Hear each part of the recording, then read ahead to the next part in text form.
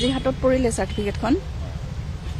কিন্তু এইটো এটা বহুত মানসিক এটা যুদ্ধ মোৰ নিজৰ লগত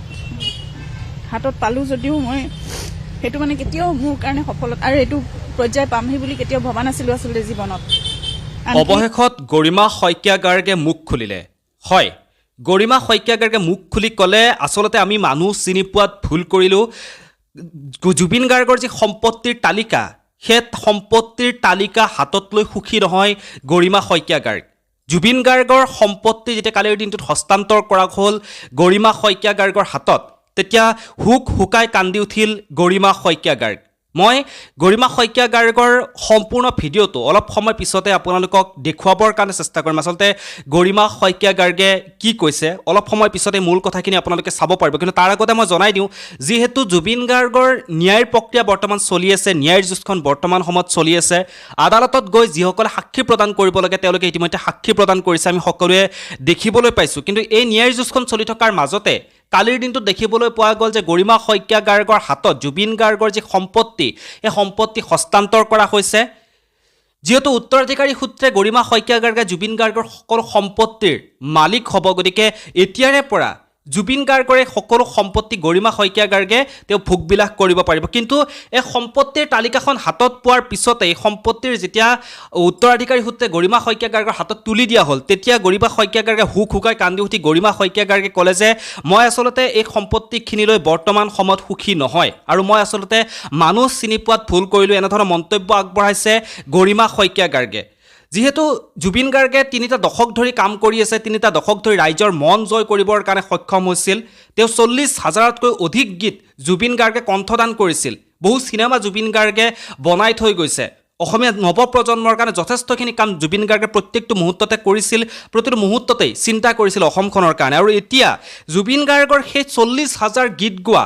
অসমৰ এক ভগৱান বুলি সকলোৱে যাক বিশ্বাস কৰে সেই জুবিন গাৰ্গৰ যি সম্পত্তি এই সম্পত্তিৰ তালিকাখন আপোনালোকে দেখিলে আপোনালোকৰ চকু কপালত উঠিব জুবিন গাৰ্গে কায়িক ভাৱত যেতিয়া আমাৰ মাজত আছিল তেতিয়া জুবিন গাৰ্গে নিজে কৈছিল তেওঁৰ কোনো সম্পত্তি তেওঁ নাৰাখে তেওঁ সকলোখিনি ৰাইজৰ মাজত বিলাই দিব কিন্তু কি আছে জুবিন গাৰ্গৰ সম্পত্তিত আপোনালোকে জানেনে আপোনালোকক মই জনাব বিচাৰিছোঁ জুবিন গাৰ্গৰ বেংকত পোৱা গৈছে ৯,৬৩,০০০ টকা তাৰে মাজত মুম্বাইৰ চাৰ্টাৰ্ড বেংকত জমা আছিল ৪,৫১,০০০ টকা ফাঁচী বজাৰৰ ICICI বেংকত আছিল ১,৬৭,০০০ টকা আৰু মিউচুৱেল ফাণ্ডৰ টকা আছিল ৩,৪৫,০০০ টকা এইখিনিয়ে আছিল আপোনাৰ মোৰ আমাৰ সকলোৰে প্ৰিয় শিল্পী আমাৰ সকলোৰে ভগৱান বুলি বৰ্তমান সময়ত আমি যাক বিশ্বাস কৰোঁ জুবিন গাৰ্গৰ সম্পত্তিৰ তালিকা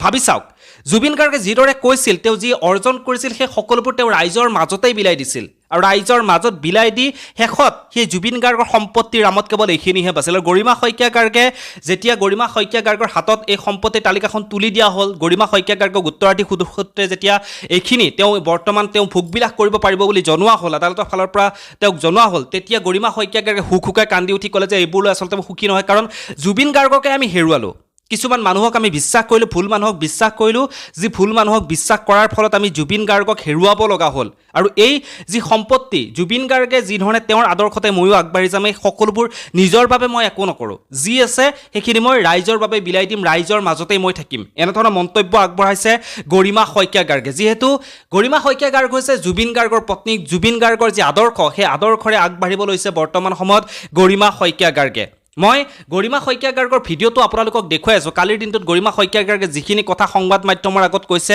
সেই কথাখিনি কিন্তু বৰ্তমান সময়ত সংবাদ মাধ্যমৰ শিৰোনাম দখল কৰিছে সকলোকে আচৰিত কৰি তুলিছে আচলতে জুবিন গাৰ্গৰ যি আদৰ্শ সেই আদৰ্শৰে অনুপ্ৰাণিত হৈছে এইগৰাকী